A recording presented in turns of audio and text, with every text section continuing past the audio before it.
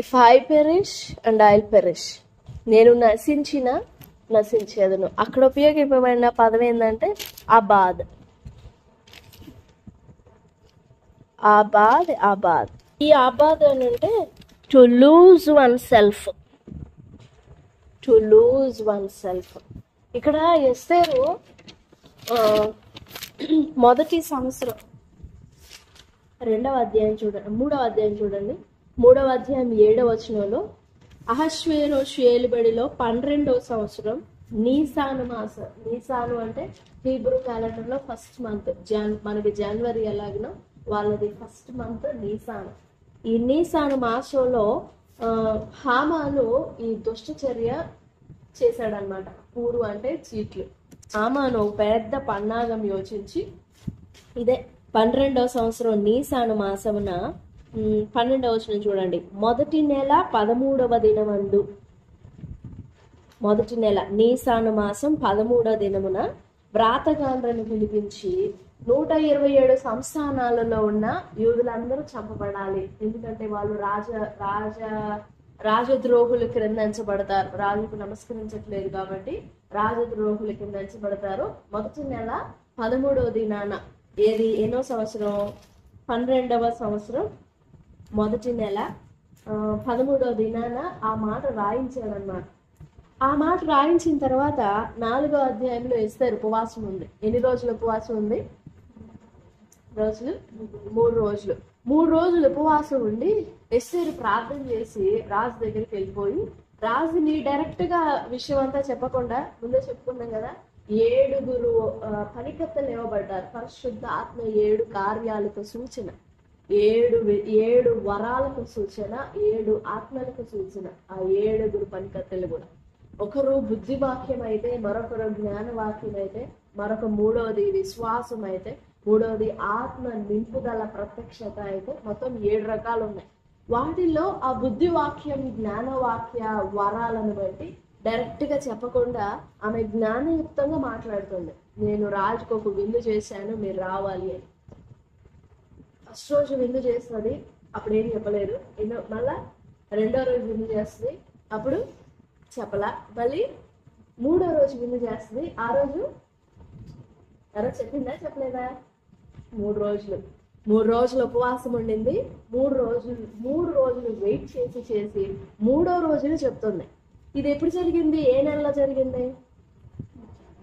మొదటి నెల 13వ రోజున ఆయన చట్టం తీసుకొచ్చాడు. 13వ రోజున చట్టం తీసుకొచ్చాడు. 14 నుంచి 14, 15, 16 ఉపవాసానికి తీసేస్తే 17, 18, 19 రాజుకు విందు చేపించి 19వ తారీఖున, నేను ఊహగా అంచనాకి చెప్తున్నా కరెక్ట్ గా, 19వ తారీఖున రాజుకు విషయం చెప్పింది. ఫలానా దుష్టుడైన హామాను మా మీద మమ్మల్ని చంపడానికి, మా మీద మరణ శిక్ష తీసుకొచ్చాడు, మా ప్రాణాలను మేము కాపాడుకోవాలి, మాకు సహాయపడాలి అని విజ్ఞాపన చేస్తే 19 మొదటి నెల, ఏది నీసాన మాసం 19వ తారీఖున, ఏది ఎన్ని రోజులు? ఒక 6 రోజుల నిడివే, 6 రోజుల గ్యాపే. ఈ 6 రోజుల గ్యాప్ లో 8వ అధ్యాయం 9వ వచనం.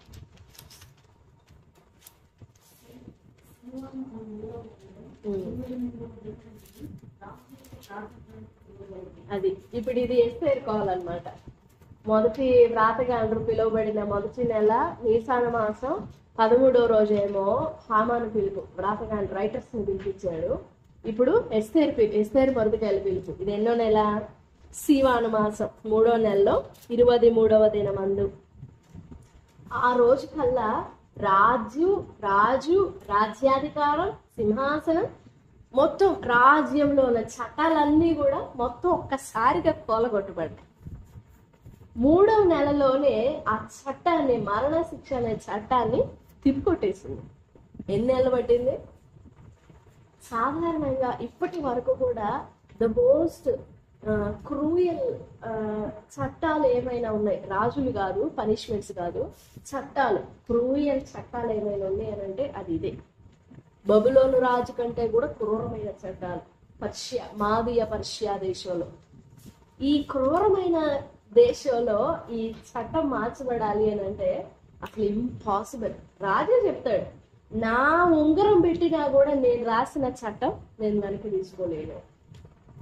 అంత పర్మనెంట్ అన్నమాట, అంత ఖచ్చితం. ఇంకా ఒకసారి ప్రింట్ పడిందంటే ఇంకా ఆల్మోస్ట్ పర్మనెంట్. ఇంకా అంతే. ఇంకా ఆ మనిషి చచ్చిపోతే తప్ప ఇంకా ఆ చట్టం మార్చబడదు. రాజు చెప్తాడు, నా చేతుల్లో కూడా ఏం లేదు, అందుకే నేను మరలా నీకు ఉంగరం వేస్తా, ఆ చట్టం అలానే ఉంటది, నువ్వు ఇంకో చట్టాన్ని పుట్టించు అని చెప్పేసి 1 month గ్యాప్ ఇప్పించి, ఆ మంత్ లోనే రాయకూడదు, అందుకు 1 month గ్యాప్ ఇప్పించి వెంటనే తన ఉంగరం ఇచ్చి, మీరేం రాసుకుంటారో అలా రాసుకుపోండి, మీ ఇష్టం అని చెప్పేసి ఉంగరం వాళ్ళ చేతిలో పెట్టాడు, మొర్దెకాయ చేతిలో పెట్టాడు. అప్పుడు మొర్దెకాయ తీసుకొని, ఏ రోజైతే యూదులు చంపబడాలి, ఎన్నో నెల క్రింద ఆధార్ మాసం 11వ వచనం, రాజైన అహష్వేరోష్ యొక్క సంస్థానములన్నిటిలో ఒక్క దినమందే, అనగా అదారు అనే 12వ నెల 13వ దినమందు, అది హామాను నిర్ణయించిన దినం అన్నమాట. అదారు మాసంలో వచ్చిందంట వాళ్ళు వేసిన చీట్లు. అదారు మాసంలో పలానా 13వ దినమున 12వ నెల 13వ రోజున, ఆ రోజున ఈ యూదులందరినీ చంపితే దేశానికి మంచి జరుగుతుంది. అలా ప్రీ ప్లాన్డ్ చేశారు. మొదటి నెలలో చట్టం రాపిచ్చాడు, 3వ నెలలో సీవాను మాసం, 3వ నెలలో ఎస్తేరు తిరగరాసింది. ఎన్నో నెల జరగాలి అది? 12వ నెల. అది ఎన్నో నెల? అదార్, లాస్ట్ మంత్ అన్నమాట, చివరి నెల. ఆ రోజున ఆల్రెడీ చట్టం ఉంది, 2 చట్టాలు ఉన్నాయో, అదే రోజున యూదులు చంపబడాలి, అదే రోజున యూదులు తామును కాపాడుకోవచ్చు. తమ మీదకి ఎవరైనా వచ్చినట్లయితే వాళ్ళని చంపేసేయచ్చు. ఆ రోజున యూదుల మీదకి వచ్చిన కొన్ని వేల మందిని యూదులు చంపేశారు. పర్షియా దేశంలో బానిసలు రాజ్య పౌరులను చంపడం ఇష్టం. ఏ దేశం ఎక్కడైనా రాజ్య పౌరులు బానిసలను చంపుతారు ప్రాణం కోసం, కానీ బానిసలు ప్రాణ రక్షణ కోసం పౌరులను చంపేశారు, సిటిజన్స్ ని చంపేశారు. ఇదంతటికి కారణం ఏంటి అని అంటే ఎస్తేరు తెగించిన ప్రార్థన, తెగింపు కలిగిన ప్రార్థన. ప్రార్థన అనడం కంటే కూడా ఆమె చేసిన సమర్పణ అలాంటిది. ఆ బాధ అంటే టు లూజ్ వన్ సెల్ఫ్, రిక్తముగా చేసుకోవడం. మన జీవితంలో మనం దేవుని దగ్గర ప్రార్థించినా కానీ మన ప్రార్థనల్లో లేదా మన విశ్వాసంలో లేదా మన మాటల్లో మనం ఎన్నో విషయాలలో పట్టు కలిగి ఉంటాం. ఎన్నో బండలు పగలగొట్టబడనివి ఉంటాయి, ఎన్నో అర్పింపబడనివి ఉంటాయి, ఎన్నో త్యాగం చేయబడనివి ఉంటాయి. 119వ కీర్తన 28వ వచనం, వ్యసనము వలన నా ప్రాణం నీరైపోతుంది అంటాడు. 28వ వచనం, వ్యసనము వలన నా ప్రాణం నీరైపోయేను, నీ వాక్యము చేత నన్ను. ఇప్పుడు రోమ 12వ అధ్యాయం 1వ వచనం చదవండి.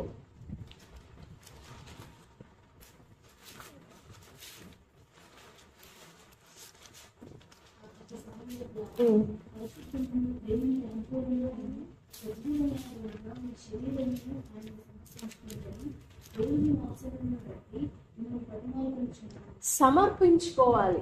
ఏం సమర్పించుకోవాలి? సజీవ యాగముగా మీ శరీరములను సమర్పించుకోవాలి.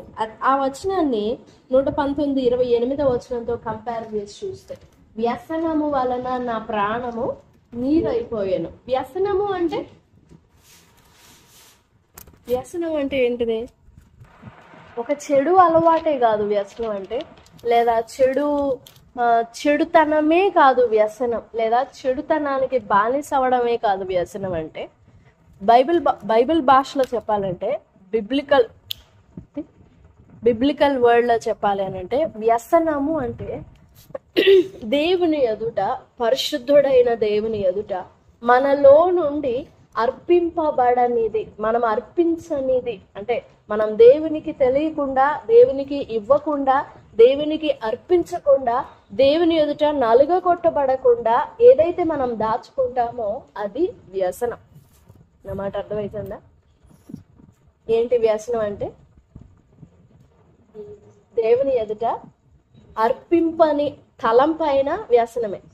దేవుని ఎదుట అర్పించని ఆలోచన అయినా వ్యసనమే. దేవుని ఎదుట అర్పించని తత్వమైన వ్యసనమే. అర్పింపనిది ఏదైనా కానీ undedicated things, everything, whatever it is, the thing which is undedicated, the thing which is not dedicated to God is వ్యసనము. వ్యసనము అంటే దేవునికి అర్పించనేది, అది ఏదైనా కావచ్చు. సమర్పణ అనగానే మనం అనుకుంటాము మన హృదయం మనల్ని ఒక ట్రాన్స్లోనికి తీసుకెళ్తుంది. ఎందుకు అంటే, ఎలా అంటే, సమర్పణ అంటే నేను ప్రభుని ఎరిగి చాలా కాలం అయిపోయింది కదా, నేను ప్రభుని విశ్వసించి చాలా కాలం అయిపోయింది కదా, ఇంకా నేను సమర్పించుకోవడానికి ఏముంది నా కాడ అనిపిస్తుంది. ఎన్ని ఉంటాయో వెనక్కి తిరిగి చూసుకోండి. ఎన్ని తలంపులు ఇంకా దేవుని ఎదుట అర్పింపబడలేదు, ఎన్ని ఆలోచనలు దేవునికి అర్పింపబడలేదు. ఎందుకు మన భక్తి నీరసం అయిపోతుంది, ఎందుకు మన ప్రార్థన నీరసం అయిపోతుంది అని అంటే ఇవే, ఈ వ్యసనాలే. అవి మనకి ఆ ఫలానా దినం లేదా ఫలానా సమయంలో దీన్ని కూడా దేవుడికి అర్పించాలా అనిపిస్తుంది. కానీ మరుసటి రోజు కల్లా కూడా మనం అలా అనుకున్నప్పుడే ఏదైతే నువ్వు అర్పించకుండా దాచిపెడతావో అది కిరీటం పెట్టుకొని లేస్తుంది పైకి. కిరీటం పట్టుకొని లేచి మరుసటి దినానికల్లా నిన్ను దాని కింద నిన్ను అనగొడతా ఉంటుంది. That is how we are being decreased. అలాగా మనం నీరసిల్లిపోతాము. ప్రార్థనలో నీరసిల్లినా, విశ్వాసంలో నీరసిల్లినా, దేంట్లోనైనా మన పరిచర్యలో నీరసిల్లినా, చాలా విషయాల్లో మనం నీరసిల్లిపోతూ ఉంటాం. మనం చాలా వివేకంగా మెలకువగా పరీక్ష చేసుకోవాలి. మన నమ్మకత్వంలో కూడా మనం నీరసిల్లుతుంటాం. మన విశ్వాసంలో కృషించిపోతాం. ఖచ్చితంగా ఉంటుంది. కృంగుదల, బలపరచడం రెండు జరుగుతాయి. నేను అసలు కృంగిపోవట్లేదు, నేను ఎప్పుడు బలపరచబడుతూనే ఉన్నాను అని అంటే రాంగ్. ఖచ్చితంగా అది. ఇప్పుడు ఒక మనిషి ఉన్నాడు, ఆ మనిషికి ఎప్పటికీ జబ్బు రావట్లేదంటే అతని శవమన్నా అయి ఉండాలి, లేకపోతే ఒక సిమెంట్ బొమ్మ అన్నా అయి ఉండాలి. నిజంగా రక్తం ప్రవహించినప్పుడు ఖచ్చితంగా గాలి వలన కానీ, తను తినే తిండి వలన కానీ, ఏదో ఒక విధంగా ఆ బాడీ వన్స్ అపాన్ ఏ టైం. అసలు జీవితంలో జ్వరం రాని వాళ్ళు ఎవరైనా ఉంటారా? జీవితంలో జ్వరం రాని వాళ్ళు ఎవరైనా ఉన్నారు అని అంటే వాళ్ళు మనుషులే కాదు. జీవితంలో జలుబు చేయని వాళ్ళు ఎవరైనా ఉంటారా? నువ్వెంత కాపాడుకో, ఎంత జాగ్రత్తగా చల్లనీళ్ళు తాకుండా, పంచదార తినకుండా, స్వీట్లు తినకుండా ఎంత జాగ్రత్తగా ఉండు, once upon A time you will be infected. ఎందుకనంటే మనది మట్టి దేహం, ఈ మట్టి శరీరం కాబట్టి వి విల్ బి ఇన్ఫెక్టెడ్. అలాగనే ఆత్మ సంబంధ జీవితంలో నిజంగా మనం దేవునితో నడిచినప్పుడు మనం నీరసిల్లుతుంటాం, బలపరచబడుతూ ఉంటాం. రెండు జరుగుతూ ఉంటాయి. నేను ఎప్పుడు నీరసిల్లలేదు అని అంటే then you don't know about yourself. నీ గురించి నీకు తెలియదు. నేను ఎప్పుడు బలపరచబడుతూనే ఉన్నాను అని అంటే అది కూడా రైట్ కాదు, అది సత్యం కాదు, మాట్లాడే మాట సత్యం కాదు. మనం అర్పింపబడని అర్పణలు మనల్ని నీరసిల్లపోనట్లు చేస్తాయి. ఎస్తేరు, నేను నా పనికత్తులు ఉపవాసం ఉండి ప్రార్థన చేస్తాము అన్నప్పుడు ఆమె 3 రోజులు ఏమని మొరపెట్టుంటది? లేఖనంలో యెఫ్తా గుర్తున్నాడా? యెఫ్తా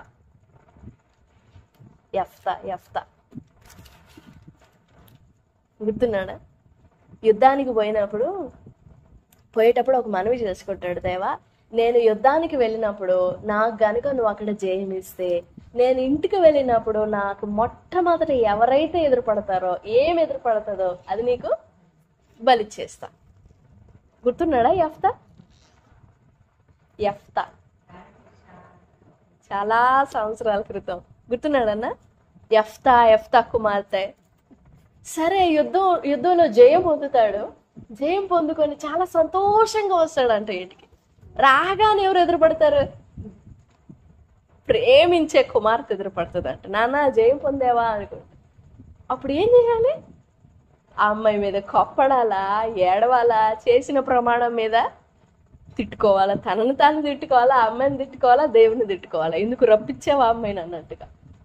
సరే, బాధతో ఏడుస్తూ సంతోషంతో తిట్టుకుంటానే ఆ అమ్మాయితో చెప్తాడు, అమ్మ నేను ఇలా ప్రమాణం చేసుకున్నాను దేవునికి, ఎవరు ముందు వస్తే వాళ్ళని అర్పిస్తాను అని అంటే, ఇంకా ఆ అమ్మాయి కొండకెళ్ళ తన కన్యాత్వం విషయమై గుగ్గోలు పెట్టి ఏడుస్తుంది. నేను ఇప్పుడే నా జీవితం మరణించిపోవాలా, ఇప్పుడే నేను ఎలాగ అయిపోవాలా, నేను ఇంకా బ్రతకలేదు, నేను ఇంకా జీవించలేదు, అప్పుడే నా జీవితం అయిపోతుందా, నా మాట అర్థమవుతుందా, అప్పుడే నా జీవితం అయిపోతుందా అని తను మిగిలి ఉన్న జీవితం కోసం యెఫ్తా తీసుకున్న ప్రమాణం రైటేనా? అదొక కాంట్రవర్షియల్ సబ్జెక్ట్. కానీ ఇంతకీ తను తీసుకున్న ప్రమాణాన్ని నెరవేర్చాడు, చేశాడు, తను చేసుకున్న ప్రమాణాన్ని చేశాడు. అలాగేమైనా 3 రోజులు తన జీవితం అంతటి కోసం ఏడుస్తా కూర్చుందా ఎస్తేరు? అమ్మో ఇప్పుడే నాకు వివాహం అయింది, ఇప్పుడే నేను రాజ్యంలోనికి వచ్చాను, ఇప్పుడే కిరీటం పట్టుకొని తడిని చూసుకుంటున్నాను, దీని మీద ఎన్ని రత్నాలు ఉన్నాయని, అప్పుడే నాకు మరణం రావాలా? అసలు ఇలా శ్రమ వస్తే వచ్చింది, ఈ రకంగా రావడం ఏంది, నా ప్రాణం బలి తీసుకునేంతగా, నా జీవితం బలి తీసుకునేంతగా రావటం ఏంటి అని అలాగేమో నేర్చిందా ఎస్తేరు? కాదు. నేను నశించదును అని అంటే అక్కడ దేవుని పాదాల ఎదుట ఎస్తేరు తను ఎంత రిక్తురాలు కావాల్సిందో, అప్పటికే రిక్తురాలు, అప్పటికే దీనురాలు, విధేయురాలు, విశ్వాసురాలు, అప్పటికే దేవుని మార్గం, నిర్దోష మార్గం అని చెప్పుకున్నాం కదా, నిర్దోష మార్గంలో నడుస్తూ దేవుని చిత్తంలో నడుస్తూ ఉండింది. అప్పటికే ఇంకా ఏముంటది తగ్గించుకోవడానికి, ఇంకా ఏముంటది కడుగుకోవడానికి, ఇంకా ఏముంటది శుద్ధి చేసుకోవడానికి, ఇంకా ఏముంటది తాను దేవునికి అర్పించుకోవడానికి కదా. మనం మోకరిల్లినప్పుడల్లా కూడా మన హృదయంలో నుండి దేవునికి అర్పణలు వెళ్ళాలి. ఎప్పుడు మోకరించినా కానీ, దేవా ఇదిగో నా తలంపులు, దేవా ఇదిగో నా ఆలోచనలు, దేవా ఇదిగో నా జ్ఞానం, ఇదిగో నా నిర్ణయాలు, ఇదిగో నా ఉద్దేశాలు, ఇదిగో నా ఆశయం, ఇదిగో నా కళ, ఇదిగో నా జ్ఞానం, నా సర్వం ఇదిగో అయ్యా అని మన సర్వం ఎప్పుడైతే దేవుని పాదాల దగ్గర రిక్తంగా మనల్ని మనం కుమ్మరించుకుంటామో ఆ టైంలో దేవుడు అసాధ్యమైన కార్యాలని సాధ్యం ప్రారంభిస్తాడు. మనం రిక్తులంగా చేయబడనంత వరకు దేవుడు తన క్రియని, తన కార్యాన్ని ఆరంభించలేడు. మనం ఎంత రిక్తులుగా చేయబడాలో మనకంటూ there is nothing to lose అన్నట్లుగా, ఇంకా అసలు నేను పోగొట్టుకోవడానికి నా దగ్గర ఏం లేదు అన్నంతగా దేవుని దగ్గర ఎప్పుడైతే మనం అర్పించుకుంటామో అప్పుడు దేవుడు తన అసాధ్యమైన కార్యాల్ని సాధ్యం చేయడానికి, జరుగుననుకొనని కార్యములు చేయడానికి దేవుడు ఆరంభిస్తాడు. ఎప్పుడైతే యేసు ప్రభు వారు ఆయన భూమి మీదకి జన్మించినప్పుడు ఏం జరగలేదు, 33.5 సంవత్సరాలు బ్రతికినప్పుడు ఏం కలగలేదు, పరిచర్య కాలంలో కూడా ఏం జరగలేదు. కానీ 33.5 ఆ అర్ధ సంవత్సరంలో ఎప్పుడైతే ఆయన శిలువ పైకి ఎక్కి ప్రజలందరి పాపంను ఆయన భుజాల మీద వేసుకున్నాడో ఆ టైంలో తండ్రి నన్ను ఇంతకు ముందు నీ వద్ద నుండినప్పుడు నాకు ఎలాంటి మహిమ ఉందో ఆ మహిమతో నన్ను మహిమపరచు. వెంటనే తండ్రి వద్ద నుండి ఒక స్వరం ఏర్పడుతుంది పరలోకం నుండి, నేను మహిమ పరిచితిని. 17వ అధ్యాయం యోహాను సువార్తలో ఉంటది. ఎప్పుడైతే ఆయన రక్తమాంసములలో పాలివాడైనాడో, యేసు ప్రభు వారికే అలా జరగాలి అని అంటే అప్పుడు మన జీవితంలో ఆయన అంత రిక్తుడైతేనే మహిమ పరచబడినట్లయితే మనం ఎంత రిక్తులుగా చేయబడాలి? మనము కూడా రిక్తులుగా చేయబడినప్పుడే మన పట్ల లేదా మన విషయంలో దేవుడు చేయవలసిన కార్యం ఆరంభమవుతుంది. ఆ కార్యం ఆరంభం కావాలి అని అంటే మనం రిక్తులుగా చేయబడాలి. అది ప్రభు దగ్గర మనం వేడుకోవాలి. దేవా నాలో ఏం కడగబడాలి, నాలో నీకు ఇంకా అర్పించనివి నాలో ఏమున్నాయి? మనం వెతుక్కుంటూ మనకి ఏం కనపడం. నాలో ఏమున్నాయి ఇంకా అర్పించడానికి అని ఇచ్చేస్తున్నాయి. ఇంక నా కాడ ఏముంది, ఇంకేముంది మరలా నా దగ్గర నుంచి ఆశించడానికి అని మనకు అనిపిస్తుంది. కానీ దేవుడు చూసినప్పుడు దేవుడు మన పట్ల ఇది జరగదు, అసాధ్యం అనుకున్నా గాని అలాంటి అసాధ్యాలు కూడా మన కొరకు సాధ్యం చేయడానికి దేవుడు చెయ్యి కదలాలి, ఆయన హస్తం చాపబడాలి అని అంటే మనం రిత్తులుగా చేయబడాలి. నిజంగా మన హృదయపు లోతుల్లోనికి పరిశీలన చేసుకున్నప్పుడు, పరీక్షించుకున్నప్పుడు మన హృదయంలో ఎన్ని తలంపులు ఉంటాయో, ఎన్ని ఆలోచనలు ఉంటాయో అర్పింపబడనివి, అవి మనకి ఎప్పటికైనా కానీ ముళ్ళులే. ఈరోజు కడుక్కుపోతే రేపటికల్లా అది ఒక పెద్ద మ్రానై నిల్చుంటుంది. అది మన తల మీద పెట్టేసి మనల్ని అట్టడుగు అదో పాతాళానికి నెట్టేస్తుంది. ప్రస్తుతానికి మరింత నష్టం కలిగించేవిగా కనబడకపోయినా తర్వాత మనల్ని అమాంతం పాతాళానికి కూర్చేస్తాయి, నెట్టేస్తాయి. ఆ అర్పింపబడనివి, ప్రతిష్ఠితం చేయనివి, మనం ఏదైతే దేవునికి ప్రతిష్ఠించలేదో, ఏ తలంపు ప్రతిష్టం చేయలేదో, ఏ జ్ఞానం ప్రతిష్ఠ చేయలేదో, ఏ వివేకం, ఏ బలాన్ని ప్రభు దగ్గర మనం అర్పించలేదు, మనకున్న ఏది కూడా అసలు ఏది మిగల్చకూడదు. మన సర్వం ధారాళంగా ప్రభు దగ్గర కుమ్మరించాలి. ప్రాణ, ఆత్మ, దేహం, ఈ మూడే కాదు, ఇందులో ఎన్నున్నాయో ఒకసారి మన హృదయం త్రవ్వి చూసుకుందాం. ఇంకా అర్పింపబడనివి ఎన్నున్నాయో. అవే నన్ను బలహీనపరిచేది, అవే మనల్ని కృంగదీసేది, అవే మన జీవితంలో దేవుని కార్యం జరగకుండా అడ్డుపడేది. మన కొరకు అసాధ్యమైనవే సాధ్యముగా చేయబడకపోవడానికి అడ్డు కారణాలు అవే అర్పింపబడనివి. ప్రభు దగ్గర వేడుకుందాం, దేవా నేను ఇంకా రిక్తునిగా చేయబడడానికి నాలో ఏవే ఉన్నాయో దాగి ఉన్న వాటిని త్రొవ్వి తీయండి. ఇంకా నేనేం అర్పించుకోలేదో నీ ఎదుట, నేను ఇంకా ఏమి నీ దగ్గర ఒప్పుకోవాలో, ఏ దాన్ని నీకు సమర్పించాలో దేవా నాకు ఆ ప్రత్యక్షత ఇవ్వు, ఆ గ్రహింపు, నా నేత్రాలు వెలిగించు అని ప్రభు సన్నిధిలో వేడుకుందాం. దేవుడి మాటలన్నీ మన వెనుకిడిలో దీవించును గాక. ఆమేన్.